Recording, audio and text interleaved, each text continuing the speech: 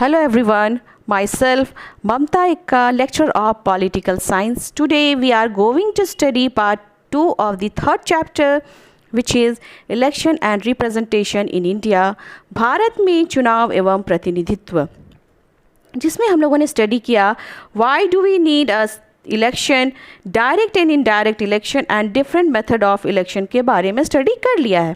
तो आज के क्लास में हम भारत में चुनाव प्रणाली की विशेषताओं यानी कि characteristic of election system of India के बारे में स्टडी करेंगे। तो सबसे पहले हम इसकी विशेषताओं को देखते हुए फर्स्ट पॉइंट यहाँ पर देख रहे हैं सार्वभौमिक वयस्क मताधिकार यानी कि यूनिवर्सल एडल्ट फ्रेंचाइज। तो हमारे देश में जो है वयस्क मताधिकार यानी कि एडल्ट फ्रेंचाइज की व्यवस्था है। तो वयस्क मताधिकार को हम लोग सिंपल शब्दों में कहेंगे तो निश्चित उम्र पूरी करने के बाद बिना किसी भेदभाव के प्रत्येक व्यक्ति को वोट देने का अधिकार है। इसे ही यूनिवर्सल एडल्ट फ्रेंचाइज या सार्वभौमिक वयस्क मताधिकार कहते हैं। Right to vote is given to all adult citizen without any discrimination.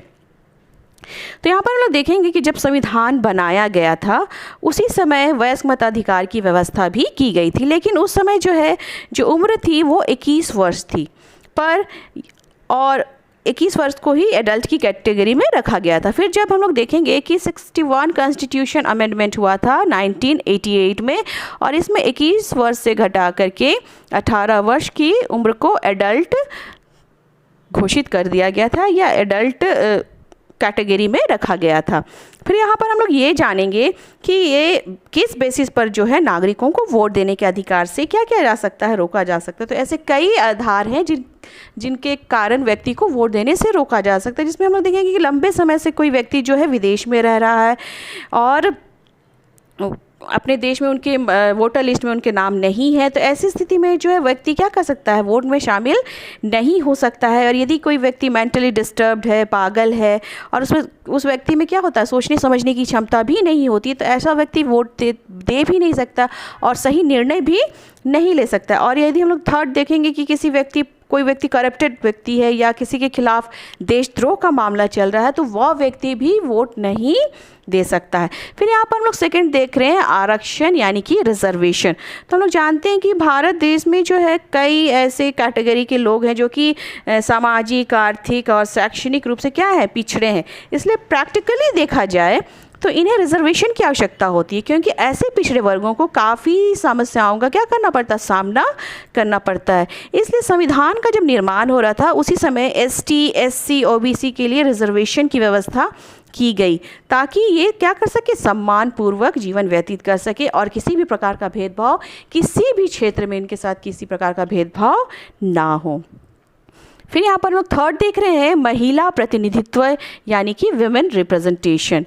तो हम लोग जानते हैं कि आज महिलाएं भी किसी भी क्षेत्र में पुरुषों से पीछे नहीं हैं, इसलिए भारत में महिलाओं को भी रिप्रेजेंटेशन का मौका मिला है और इनके लिए रिजर्वेशन की व्यवस्था भी की गई है। और भारत में हम लोग देखेंगे कि जेंडर डिस्क्रिमिनेशन भी काफ़ी ज़्यादा हुआ है, स्त्री पुरुष के बीच में जो भेदभाव हुआ है, तो महिलाओं को उतना मौका नहीं मिल पाता है। इसीलिए जो है इंडियन कॉन्स्टिट्यूशन के द्वारा महिलाओं को हम लोग देखेंगे लोकसभा और राज्यसभा की विधानसभा में इन्हें रिजर्वेशन मिला हुआ है। और लोकल गवर्नमेंट की हम लोग बात करेंगे तो इन लोगों को 50% क्या मिला हुआ है, रिजर्वेशन मिला हुआ है। फिर यहाँ पर हम लोग फोर्थ देख रहे हैं परिसीमन आयोग यानी कि डिलिमिटेशन कमीशन। तो भारत में कहीं भी चुनाव हो रहा है तो ये जो डिलिमिटेशन कमीशन है या परिसीमन आयोग है, इसके द्वारा क्या किया जाएगा, चुनाव कराया जाएगा या एरिया डिसाइड किया जाएगा।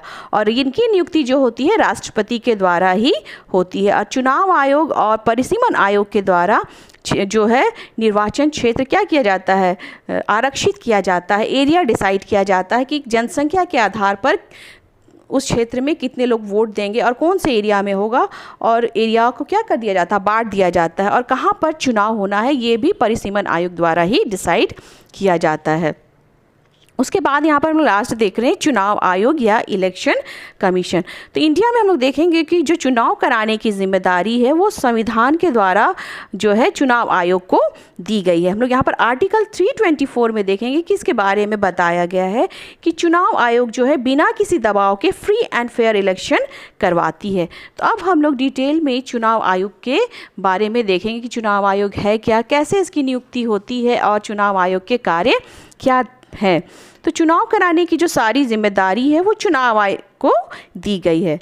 और भारत में जो है संसद के दोनों सदन हो, राज्य विधानमंडल हैं, उनके चुनाव कौन कराता है? निर्वाचन आयोग के द्वारा ही करवाता है। और भारत में फ्री एंड फेयर इलेक्शन कराने के लिए ही ये 25 जनवरी 1950 में चुनाव आयोग की स्थापना की गई थी। फिर हम लोग यहाँ पर देख रहे हैं कि आर्टिकल 324 में जो है इलेक्शन कमीशन की व्यवस्था की गई है और चुनाव आयोग को क्षेत्र जो है चुनाव क्षेत्र निर्धारित करने से लेकर वोटों की गिनती करके रिजल्ट जो है वो राष्ट्रपति को देने तक की जिम्मेदारी इलेक्शन कमीशन के पास है। और जो इलेक्शन कमिश्नर जो होते हैं चुनाव आयोग कराने के लिए चुनाव कराने के लिए वो भी राष्ट्रपति के द्वारा ही अपॉइंट किए जाते हैं। तो यहाँ पर हम लोग देखेंगे कि पहले केवल एक ही इलेक्शन कमिश्नर होते थे, पर 1993 में भारत सरकार ने 2 और इलेक्शन कमिश्नर को क्या किया? इलेक्शन कमिश्नर का प्रावधान किया। और प्रेजेंट टाइम में हम लोग देखेंगे कि एक मुख्य निर्वाचन आयुक्त यानी कि इलेक्शन कमिश्नर होते हैं और उनके साथ 2 और इलेक्शन कमिश्नर भी होते हैं। तो यहाँ पर हम लोग प्रेजेंट टाइम में देखेंगे जो इलेक्शन कमिश्नर है वो है मिस्टर सुनील अरोड़ा। और जो पहले भारत के जो पहले इलेक्शन कमिश्नर थे वो थे सुकुमार सेन। और फर्स्ट वीमेन इलेक्शन कमिश्नर थी, एक महिला थी, वो थी VS रामा देवी। और हम लोग यहाँ पर देखेंगे नेक्स्ट कि जो चीफ इलेक्शन कमिश्नर होते हैं या जो इलेक्शन कमिश्नर होते हैं उनका जो टर्म होता है, कार्यकाल होता है, वो 6 साल का होता है। वो 6 साल तक अपने पद पर बने रहते हैं और उनकी जो रिटायरमेंट एज होती है वो 65 ईयर्स तक की होती है। और इसमें से जो भी पहले हो जाए तो इतनी उनकी कार्यसीमा होती है। उसके बाद हम लोग देखेंगे चीफ इलेक्शन कमिश्नर को उसके पोस्ट से क्या किया जा सकता है? हटाया भी जा सकता है। तो इनके कार्य में अगर हम लोग देखेंगे किसी प्रकार की गड़बड़ी पाई जाती है तो यहाँ पर पार्लियामेंट में विशेष बहुमत के द्वारा किया जाता है, आरोप सिद्ध होने पर ही राष्ट्रपति के द्वारा उनको जो है उनके पद से हटाया जा सकता है। उसके बाद नेक्स्ट अब हम लोग देखेंगे कि चुनाव आयोग के कार्य क्या है, functions of the election commission. तो यहाँ पर हम लोग फर्स्ट जो देख रहे हैं मतदाता सूची तैयार करना, प्रिपरेशन ऑफ वोटर लिस्ट। तो चुनाव के पहले हम लोग देखते हैं कि वोटर लिस्ट तैयार किया जाता है और एरिया वाइज क्या है इलेक्शन होने के लिए उनकी जनगणना के आधार पर वोटर लिस्ट बनाया जाता है। और कितने लोग वोट देने लायक हैं, कितने % लोग वोट दे सकते हैं, इसकी भी लिस्ट तैयार की जाती है और जिसे क्या कहते हैं? वोटर लिस्ट कहते हैं। और ये वोटर लिस्ट तैयार करवाना चुनाव आयोग का काम है। ये हम लोग देखते हैं जब भी हम लोग वोट देने जाते हैं, जिनकी उम्र 18 वर्ष हो गई है वहाँ पे जाते हैं, वोटर लिस्ट होता है कि वहाँ पर एज के अकॉर्डिंग जेंडर होता है, मतलब कि जनगणना के आधार पर वो लिस्ट तैयार होता है और उसके आधार पर ही लोग क्या कर सकते हैं? वोट दे सकते हैं, जिनका कि वोटर लिस्ट में नाम होता है। फिर उसके बाद हम लोग यहाँ पर सेकंड देख रहे हैं चुनाव का संचालन, कंडक्ट ऑफ इलेक्शन। तो इलेक्शन कमीशन जो है चुनाव क्षेत्र निर्धारित करने से लेकर के टाइम, डेट, शेड्यूल सब कुछ चुनाव आयोग ही क्या करता है? डिसाइड करता है। चुनाव के संचालन में चुनाव की घोषणा से लेकर चुनाव के रिजल्ट आने तक सारी जिम्मेदारी चुनाव आयोग की है। इसमें नॉमिनेशन जो करते हैं, नामांकन दाखिला करते हैं, प्रचार करना, वोट देना या काउंटिंग करना तथा लास्ट में जो चुनाव की घोषणा, सभी चीज़ें जो हैं शामिल हैं इनके फंक्शन में। और इनके पास बहुत बड़ी जिम्मेदारी होती है इन सारे कामों की जिम्मेदारी कि चुनाव को कैसे हम लोगों को अच्छे तरीके से कराना है। फिर थर्ड हम लोग यहाँ पर देख रहे हैं राजनीतिक दलों को मान्यता देना, रिकॉग्नाइज द पॉलिटिकल पार्टीज़। तो जितने भी राजनीतिक दल होते हैं, पॉलिटिकल पार्टियाँ होती हैं, उनको क्या करता है? ये मान्यता प्रदान करता है, चाहे वो रीजनल पार्टी हो या नेशनल पार्टी हो। उनको क्या कर रहे हैं? ये लोग मान्यता प्रदान कर रहे हैं कि ये लोग चुनाव प्रचार कर सकते हैं या चुनाव में खड़े हो सकते हैं। फिर यहाँ पर हम लोग फोर्थ देख रहे हैं चुनाव चिन्ह प्रदान करना, प्रोवाइडिंग इलेक्शन सिंबल।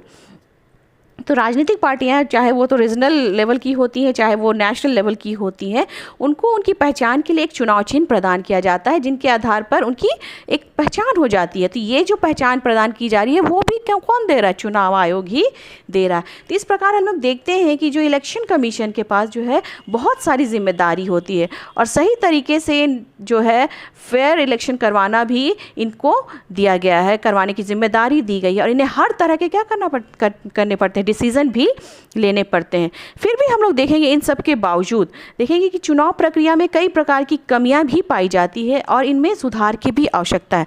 तो क्या क्या ऐसी कमियां हैं या क्या क्या ऐसे चैलेंजेस हैं, इनको हम लोग देखेंगे। तो यहाँ पर हम लोग फर्स्ट देख रहे हैं, इसके पहले मैं कुछ बताना चाहूँगी कि भारत में अब तक हम लोग देखेंगे कि लोकसभा में 17 इलेक्शंस हो चुके हैं और लोकसभा के 17 इलेक्शंस हो चुके हैं और भारत में जो सबसे पहला इलेक्शन हुआ था वो 1952 में हुआ था और जिसमें कांग्रेस पार्टी की जीत हुई थी। और तब से लेकर वर्तमान की बात की जाए तो चुनाव प्रक्रिया में हम लोग देखेंगे कि कई प्रकार की कमियां हैं, जिसमें फर्स्ट पॉइंट यहाँ पर है दोषयुक्त प्रतिनिधित्व प्रणाली, डिफेक्टिव सिस्टम ऑफ रिप्रेजेंटेशन। तो दोषयुक्त प्रणाली के कारण क्या होता है कि एक ही चुनाव क्षेत्र से क्या है बहुत सारे राजनीतिक पार्टी या बहुत सारे ऐसे कैंडिडेट क्या होते हैं चुनाव में खड़े होते हैं और जिसके कारण जो प्रत्याशी जीतता है उसको बहुत स्पष्ट बहुमत नहीं मिल पाता है। यानी कि जो फर्स्ट पास्ट द पोस्ट प्रणाली सिस्टम, इसके अकॉर्डिंग ही क्या होता है चुनाव प्रक्रिया कराई जाती है और जो सिंपल मेजोरिटी के आधार पर क्या होता है वोट दिया जो है जीत जाते हैं। और इस प्रकार से हम लोग देखते हैं कि ये प्रत्याशी क्या होता है चुनाव जीत जाता है। तो ये एक दोषयुक्त प्रणाली है कि सही निर्णय नहीं ले पाते हैं कभी कभी और जिसके चलते इसे किसी प्रत्याशी को क्या होता है कि स्पष्ट बहुमत भी नहीं मिल पाता है। फिर सेकंड हम लोग यहाँ पर देखेंगे कि अत्यधिक राजनीतिक दल, टू मैनी पॉलिटिकल पार्टीज़। तो भारत में है जो है कि मल्टी पार्टी सिस्टम है और सभी पार्टी के उद्देश्य लगभग हम लोग देखेंगे कि एक ही समान है। इसलिए जो है कि पब्लिक को क्या होता है कि चुनने में मुश्किलें आ जाती है कि किसे चुने और किसे नहीं चुने, क्योंकि सभी की जो उद्देश्य हैं वो लगभग एक समान है। तो पब्लिक भी क्या हो जा रहे, कन्फ्यूज़ हो जाते हैं ना। तो ऐसे में सही चुनाव भी नहीं हो पाता। फिर थर्ड हम लोग यहाँ पर देख रहे हैं धन का प्रभाव, इन्फ्लुएंस ऑफ मनी। तो यहाँ पर हम लोग देखेंगे कि बहुत सारे ऐसे कमी है, इस प्रकार की कमी सामने आई है कि इसमें पैसों के लालच पर क्या होता है वोटर को खरीदा जाता है, बहलाया फुसलाया जाता है और व्यक्ति जो है जिन्हें वोट देना है उन्हें नहीं वोट दे पाते हैं। और धन के प्रभाव में भी क्या करता है बहुत ज़ोर शोर से चुनाव प्रचार प्रसार भी करते हैं ये कैंडिडेट, जिसके चलते कि जो कमज़ोर पार्टी होती है वो उस तरह का चुनाव प्रचार नहीं कर पाती है, जिसके चलते भी इस तरह की गड़बड़ी हम लोगों को देखने को मिली है। फिर उसके बाद हम लोग देख रहे हैं कि यहाँ पर फोर्थ पॉइंट, आयु की कोई सीमा नहीं, नो एज लिमिटेशन। यानी कि इसमें कोई एज लिमिटेशन नहीं है, ये भी एक बहुत बड़ा दोष है। इसमें हम लोग देखते हैं कि 70-80 वर्ष की उम्र होने तक भी चुनाव लड़ते रहते हैं, जबकि फिजिकली और मेंटली वो क्या हो सकते हैं, वो फिट नहीं होते। और आज भी ऐसे लीडर्स हैं जो कि 70-80 की उम्र के हैं और कई बड़े बड़े पदों पर क्या हैं वो।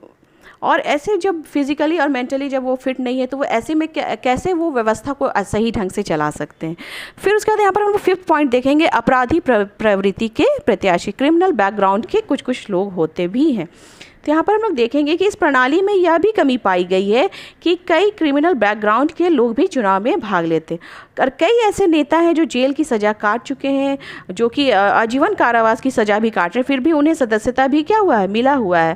तो ऐसे लोगों के द्वारा देश के डेवलपमेंट के बारे में सोचा जा सकता, कभी नहीं सोचा जा सकता। जो क्रिमिनल है वो हमारे देश का प्रतिनिधि कैसे कर सकता है या किसी व्यवस्था को कैसे चला सकता है। तो ऐसे व्यक्तियों को भी मौका नहीं मिलना चाहिए। फिर हम लोग देखेंगे कि दोषपूर्ण मतदाता सूचियाँ। तो ऐसी जो वोटर लिस्ट जो होते हैं डिफेक्टिव वोटर लिस्ट होते हैं, जिसमें कि व्यक्ति मर भी गया है फिर भी उनका क्या होता है कि उनका नाम भी होता है और कई लोग क्या होते हैं कि फर्जी वोट भी डाल देते हैं। तो इनके आधार पर हम देखते हैं कि गलत वोटिंग कराई जाती है। तो ऐसी चीज़ें भी सामने नहीं आनी चाहिए। तो हम लोग देखेंगे कि इन सब के अलावा ऐसी और भी कई कमियां हैं जो कि चुनाव प्रचार में या चुनाव प्रणाली में देखने को हम लोगों को मिलती है, जो कि सही नहीं है और इन सब में सुधार की भी आवश्यकता है। तो कैसे सुधार किया जा सकता है? सुधार किया जा सकता है कि महिलाओं को भी सही प्रतिनिधित्व मिलना चाहिए और जो भेदभाव होता है महिलाओं के साथ उसे ख़त्म करना चाहिए। फिर महिलाओं को रिप्रेजेंटेशन का मौका मिलना चाहिए। फिर जो प्रतिनिधित्व प्रणाली है उसमें भी बदलाव लाना चाहिए। जो दोषयुक्त प्रणाली है सिस्टम को सही करना चाहिए।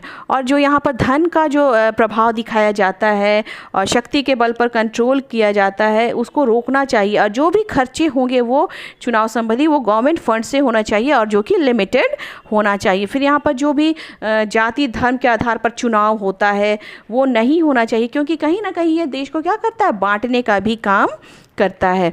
फिर उसके बाद हम लोग देख रहे हैं कि यहाँ पर अपराधियों को भी चुनाव लड़ने का मौका मिलता है, तो ऐसी अनुमति भी नहीं देनी चाहिए, क्योंकि ऐसा व्यक्ति देश के लिए हानिकारक हो सकता है।